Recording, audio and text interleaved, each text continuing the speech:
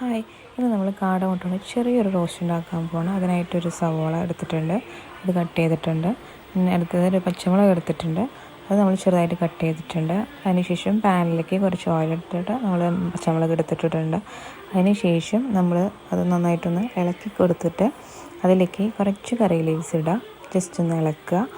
അതിനുശേഷം നമ്മൾ അതിലേക്ക് കുറച്ച് മഞ്ഞൾപ്പൊടി ഇടുക. അതിനുശേഷം കുറച്ച് വറ്റൽമുളക് പൊടിച്ചത്, അതൊരു 2-3 കുറച്ച് ആവശ്യത്തിനനുസരിച്ചിട്ട് ഇടുക. അതിനുശേഷം കുറച്ച് മുളക് പൊടി ഇട്ടിട്ട് നന്നായിട്ടൊന്ന് ഇളക്കി കൊടുക്കുക.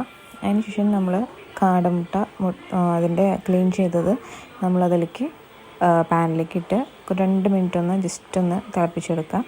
അതിനുശേഷം നമുക്കത് ഇതുപോലെ സവോളയൊക്കെ ഇട്ട് ഡെക്കറേറ്റ് ചെയ്തിട്ട് നമുക്ക് കഴിക്കാം. അപ്പോൾ അതിൽ ഞാൻ മുകളിൽ കുറച്ച് സവോള കട്ട് ചെയ്തിട്ടുണ്ടായിരുന്നു, വേറെ എക്സ്ട്രാ സവോള ഉണ്ടായിരുന്നു. അത് ഞാൻ ഓയിലൊന്ന് സോട്ട് ചെയ്തിട്ട് ഇതാണ് അതിൻ്റെ ഫൈനൽ.